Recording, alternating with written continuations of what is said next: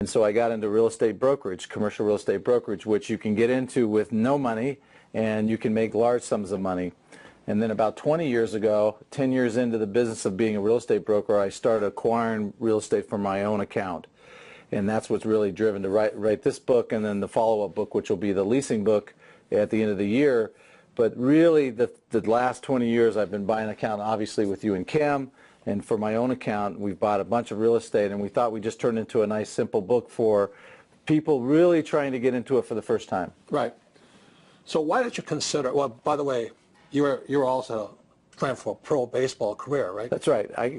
This was my second job. My first job, I played for the Minnesota Twins organization, got released, and so I never made the big dollars, so I wanted to do it in this field. Congratulations. To make the pros is... Thank you. And you know, I say about Craig, if you want to look up the word discipline in the book, in the dictionary, it's his picture. This guy is the most disciplined. He has his day planned to the second, and he gets all, I mean, I see him up on the mountain running up and down in the desert. He's always working out, and at the same time, he's the #1 broker in commercial real estate. So what I do as a person is I always want to have the best people on my team, because same as baseball, right? You have a bunch of flunkies on your team, you don't win, right? That's right, you're going to lose. So again, all of my advisors and my partners, I want them to be the best in their field. So when I found out who the best in the field was, and it was Craig Coppola, naturally I wanted to get to know him, and we've done a lot of deals together, and we've done extremely well. So that's why I trust him to write a credible book on the subject of commercial real estate. So why did you choose commercial real estate versus selling houses? Well, good question. we had this ongoing joke that when we used to do live seminars, and early on, that the residential just wasn't my cup of tea. First of all, yeah, you're gonna. It's just not a manly thing. Yeah, to that's do. right. I wasn't into the this color's green. The shag carpet was beautiful. Doesn't that look good? This is great. And what Craig always says, he says, when you pull up a residential real estate broker's business card, always has a what? Has their photo on it. and our joke is, if I see a card with a photo on it, then I know I can win. And so ever since Craig told me that, I look at all the residential ads, have all these beautiful men and beautiful women. Glamour shots. Glamour shots. Hi. And the picture of them is bigger than the picture of the property. That's right. And they're trying to sell their good looks all the time. And most of them are, like it says, it's got 6 bedrooms, 4 baths, this really, right? Right. And really, in the rich... It's a manly thing to do. Well, and the rich dad philosophy is cash flow. In a residential home, for a couple of reasons. One, you're all or nothing. You either have a tenant or you don't have a tenant. So it's like a single tenant office building. You're either getting it leased or you're not. And in a residential home, if you're buying it for an investment standpoint, there's a number of different reasons why I personally don't invest in residential. But one of them is the fact that you have either a tenant or you don't. Second of all, these tenants have a lot more rights on a residential standpoint. You can't kick a family out onto the street. In a commercial standpoint, if they don't pay your rent, there's very strict default provisions that you can go through it. So it's a business transaction. It's a business transaction, right? And really the whole business of being in the commercial real estate is being in the business. It's not about your cousin's got his license. In our business, of doing commercial real estate, we transact with CEOs of companies, small businesses who are sitting here in the Rich Dad headquarters. Hey, when you buy this, you're dealing with somebody like Robert who's got a business, they're successful, they want to own, they know that they're professional, and we do business with those folks as opposed to somebody who's may or may not be as professional. You guys should have been there at this seminar, because real estate was really hot. I would say we had about 400 people in the audience. 300 were real estate brokers. All had pictures on their tearing their cars up. He stands up and he's like, got you. That's because it's a different business, right? It's a different business. Different customer. It's a different customer, and really, again, if you're doing residential, you're working nights and weekends. I knew I was going to have a family. I wanted to be normal hours, even though my hours aren't normal, but they're normal in the terms of the transaction and the professional level. And If you look at it on multi-tenant level basis, we just sold the building that we had. We had 5 tenants in our building that Robert and I built, and we sold a couple of months ago. So we had a number of national tenants, national credit tenants in our building where we were getting cash flow from that, as opposed to trying to maintain the building with nobody, or a house where nobody was in it. Just a different business. Yeah, so the big point here is that commercial real estate, you're dealing with a different customer. That's right, completely different. And so for Craig to be successful in commercial real estate, you had to talk to guys like me, but probably a lot smarter, and obviously much smarter than me. It was just like just now before we started this program, Ian and I were talking about rezoning one of our properties, right? And we speak a different language. That's right. So this is a professional business, and so you have to come into this with a professional mindset. In the book I talk about coming into it with real estate eyes. And what I mean by that is you look at everything from a business standpoint. I do office buildings, and this building that we own actually is a retail building, but it's in an office corridor. And one of the things that we're looking at doing is rezoning our property now while our tenant is in there. Our tenant doesn't expire for 4 more years. Getting ready in the event that they don't renew, that we have our property positioned properly for redevelopment. And so this is a very thoughtful business. It's something that you can really sink your teeth into. It's a career-oriented business because everywhere you go, you look at it, and we just talk about real estate eyes. It's, we have guys in our office who do jack-in-the-box deals. Those are retail guys, and they're only retail-oriented. Or we do office space, where you lease office space or you sell office space. Industrial, multifamily, like what Ken McElroy does, where he does apartments. So there's a whole niche that you can get into for different market segments. Right, and Craig has the ability to build, he zones, he can fill, he sells. It's like Ken McElroy started off in property management. In many ways, you did too, because you're learning what the customer, which is a business coming into an office space, wants, right? That's exactly right. So my background is primarily leasing. Kenny's was management. He could tell you everything about a building and how to make it run efficiently. Mine was, hey, here's how we can fill the building. In fact, the second book that's coming out in the Rich Dad Library series is on leasing.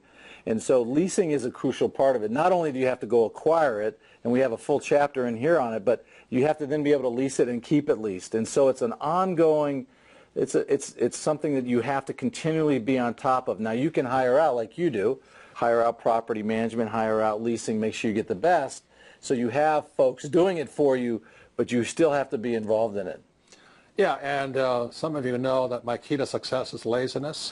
And one of the reasons I look for the best is because guys like Craig and Kenny, you guys are workaholics. And, it's really good for me because I'm lazy. So when I met Craig, I knew he knew. I mean, I didn't know as much as he knew, but like I said, I had my advisors who can teach me. That's how I learned, the great teachers. So when I met Craig over there, and he's talking to me about deals, I said, I want to have the best. How do I get the best commercial broker on my team? So it was very simple, is that when Craig came to see Tim and I, we said, hey, Craig, how much are you getting paid? And brokers get a commission. I said, Craig, not only will I give you the commission, full commission, because everybody wants to cut their commission, right? That's right. Everybody wants to cut their commissions. Always. We're the famous line, right? We're a commission apart. Yeah. They want, in other words, they want to make sure he doesn't get paid, so I get paid. I make more money. And so rather than saying that, I said, Craig's the best. I don't know much about commercial at this stage of my life, but I need to learn. So when Craig came to us with this incredible deal, I mean incredible deal, the best deal we've ever done in our lives. It's still a great deal. Still the best deal. I said to him, Craig, not only will you get full commission, we'll give you 10% of the deal. In other words, made him a partner. And so for those of you out there who are listening to this, if you want to have the best, you've got to pay the best. So Craig is our partner. I do nothing. He's out there, Johnny on the spot. He's dealing with all the parking issues and our buddies Henry and all those other guys. Yeah, we've owned this property now for 12 years, and the property next door is a quality one. We wanted to own it, and the owner is this guy. Every 90 days for 12 years, I've had to have lunch with this guy. Henry is a character. I love Henry. But you wouldn't want to go to lunch with him every 90 days. No, the thing about Henry was he was born lucky. Yeah, yes. His father bought this property on the best corner in Phoenix, Arizona. Fabulous. And he bought it, 1,000 years ago. And Henry inherited it. But Henry's true calling in life is he wanted to be a clown. It's right. He wanted to be a professional clown. So he'd go around with balloons and all this stuff, but now he's a rich man with his property. And so every time I sit there talking to Henry, I'm cracking up. I cannot keep a straight face. I love the guy. So Craig has to try and make business sense with Henry, right? Right. Yeah, we've been working, we work with him for the last 12 years. And really what happens on these properties, Robert bringing me in as a partner, we were just talking about rezoning on this property. We're talking about dealing with Henry. There's always an issue with your tenant occasionally. We handle all the payments, those kinds of things. And because I have a vested interest, I do that. Yeah. And then now, over the years, now, I remember, and you may not remember this story, I was sitting with Robert, and he's writing a new book, and I was talking about doing exactly this. How do I continually, early in my career, get more assets? So Robert drew this thing out, which ultimately became Cash Flow Quadrant, for me on a napkin. And he's like, hey, you're throwing lines over into the investor side. You're now got your solved business, and you're throwing lines over, and ultimately, which is where I am today, we really invest together. It's no longer that I need it. So, I'll bring Robert and Kim a deal. I'll put my own equity in it, and we'll own it. This, I think we still have a couple properties left where we're partners together now. Yeah, and we never lost money during the downturn, and we were kind of hanging out there for a little while. Right. Because it was, the apartment market did well, but the commercial real estate market took hit. Yeah, the Great Recession was not good for any job. We lost jobs here in Arizona as we sit here today in 2014. We're still 70% of the jobs that we lost are back, so we still have 30% left to gain. But we still had our property because we built good properties and good locations. Property was fabulous. We made money on it. It didn't come as fast as we wanted, but we didn't lose any money. We made money eventually. So the big lesson for all of you out there is this: if you're looking to get into commercial real estate or any kind of business, you want the best partners. And the best way to find great partners is that's how Craig and I met, because his reputation preceded him. Everybody said he was the best, the hardest working, the most integrity, most knowledgeable. The guy is always there. I mean, it's his life. So I said, now what can I do to make myself more valuable to Craig?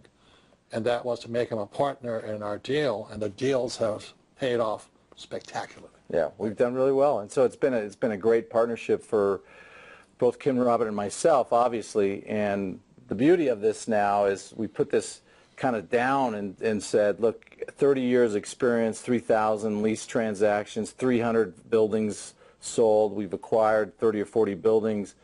And so now we put it all into a process. It's much like the Rich Dad process, which is exactly what you say, do your homework, right? Learn the marketplace, learn who the players are, those kinds of things. Have great partners. I have great partners. I've had my share of horrible partners. And what makes a horrible partner is somebody who thinks they know something, but they don't. Like our last partner, they said, yeah, I've done a lot of real estate. I said, what have you done? She says, I've bought and sold 4 houses. They're personal residences. Right. And I said, that's not real estate. That's called housing. Well,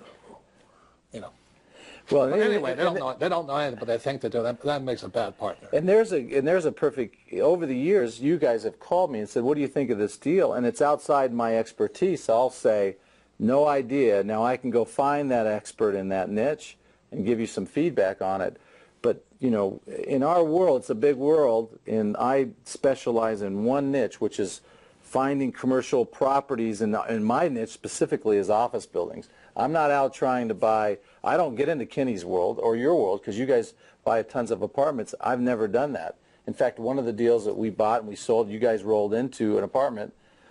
They bought me out of the partnership because I don't really know multifamily, and you guys stayed in it down in Tucson. It's made us. Everyone has done extremely well.